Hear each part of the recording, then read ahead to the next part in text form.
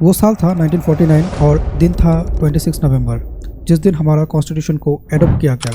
लेकिन कॉन्स्टिट्यूशन बनाने का काम 3 साल पहले यानी 9 दिसंबर 1946 को ही शुरू हुआ था। कुल मिला के 2 साल 11 महीना और 18 दिन में हमारा संविधान बनके तैयार हुआ था। आज इस वीडियो से हम लोग जानेंगे भारतीय संविधान के इतिहास के बारे में।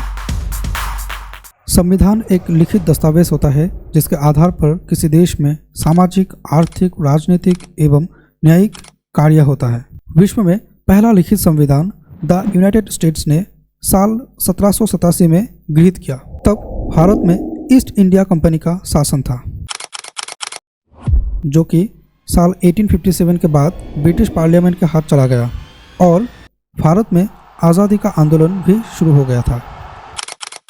इस दौरान 1934 में M.N. रॉय अर्थात मानवेंद्र नाथ रॉय पहली बार संविधान का डिमांड करते हैं। उसके बाद 1935 में इंडियन नेशनल कांग्रेस संविधान का डिमांड करते हैं, लेकिन ब्रिटिश की तरफ से कोई रिस्पांस नहीं मिला। इस बीच 1939 में सेकेंड वर्ल्ड वॉर शुरू होता है, जो कि एलिस और एक्सिस पावर के बीच में लड़ा गया। एलिस पावर में था ब्रिटेन, फ्रांस, USSR, USA और चाइना, और एक्सिस पावर में था जर्मनी, इटली और जापान। ब्रिटेन इंडियन सोल्जर को सेकेंड वर्ल्ड वॉर में इस्तेमाल करना चाहते थे, लेकिन इंडियन सोल्जर जो ब्रिटिश आर्मी में थे वो इस बात से बिल्कुल सहमत नहीं थे। तब ब्रिटेन ने एक प्रस्ताव दिया, अगर भारतीय सैनिक सेकेंड वर्ल्ड वॉर में ब्रिटेन को मदद करता है और ब्रिटेन सेकेंड वर्ल्ड वॉर जीत जाता है, तब इंडियन कॉन्स्टिट्यूशन अर्थात भारतीय संविधान बनाने का काम शुरू किया जाएगा। इस प्रस्ताव को ही ऑगस्ट ऑफर के नाम से जाना जाता है। साल 1945 में जापान के 2 शहर हिरोशिमा और नागासाकी में अमेरिका का परमाणु हमला हुआ और सेकेंड वर्ल्ड वॉर एंड हो गया।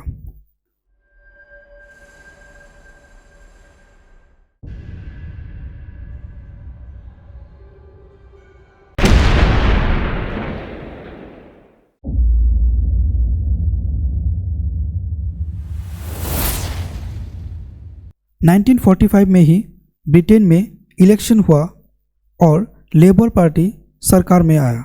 जैसा कि अगस्त ऑफर में प्रॉमिस किया था, ब्रिटेन ने भारतीय संविधान बनाने का काम शुरू करने के लिए 3 कैबिनेट मिनिस्टर को भारत भेजा। 3 कैबिनेट मिनिस्टर थे sir Stafford Cripps, lord Pethick Lawrence और A.V. अलेक्जेंडर। कैबिनेट मिशन ने भारत में संविधान बनाने के लिए कॉन्स्टिट्यूएंट असेंबली बनाया, जिसमें 389 सीट था।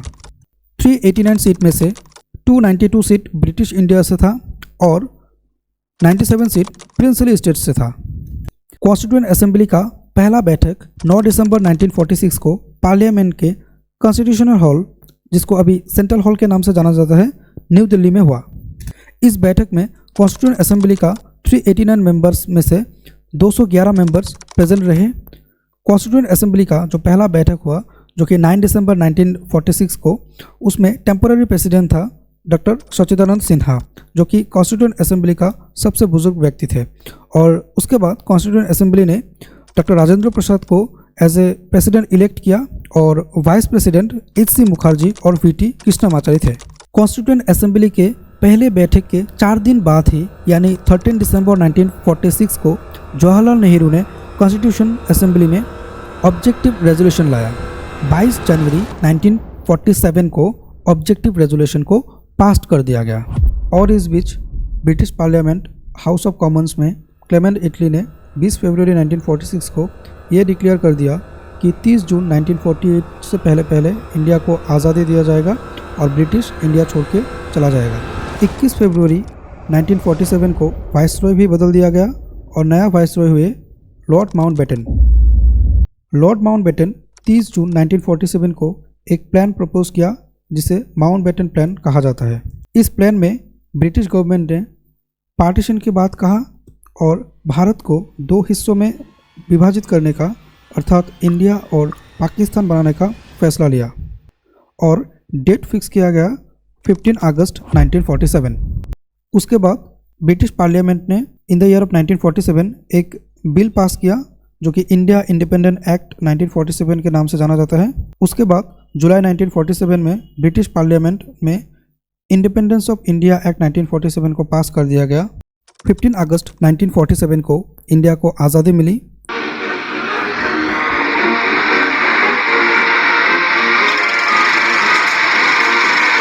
Meanwhile, in Delhi, the stage was set for British rule to give place to the new dominion of India.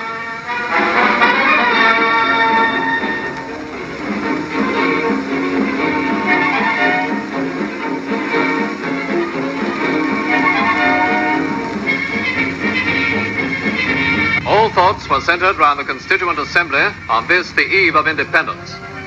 August the 14th draws to a close, and with the approach of midnight, the President, Dr. Prasad, bids the old India farewell. Now the Premier, Pandit Nehru, addresses the Assembly.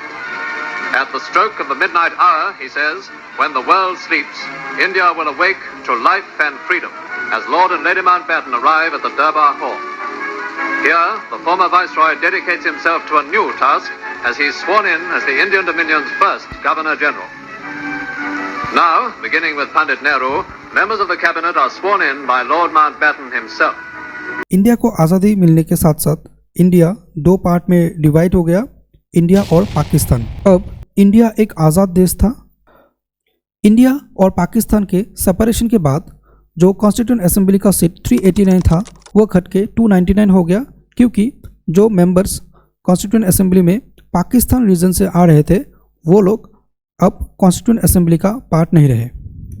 और constituent assembly जो कि संविधान बनाने का काम कर रहा था उसे लेजिस्लेटिव फंक्शन भी दे दिया गया और इसका चेयरमैन हुआ जीपी मवलांकर। और 21 फरवरी 1948 को ड्राफ्टिंग कमेटी ने कॉन्स्टिट्यूंट असेंबली को पहला ड्राफ्ट सबमिट किया। उसके बाद कुछ अमेंडमेंट करके सेकेंड ड्राफ्ट अक्टूबर 1948 को सबमिट किया गया और कॉन्स्टिट्यूशन को 3 बार रीड किया गया। फर्स्ट रीडिंग 4 नवंबर 1948 से 9 नवंबर 1948 तक चला। सेकेंड रीडिंग 15 नवंबर 1948 से 17 अक्टूबर 1949 तक चला और थर्ड रीडिंग 14 नवंबर 1949 से 26 नवंबर 1949 तक चला और 26 नवंबर 1949 को संविधान गृहीत कर दिया गया और 26 जनवरी 1950 को संविधान लागू किया गया। तब से 26 जनवरी को रिपब्लिक डे यानी गणतंत्र दिवस के रूप में मनाया जाता है।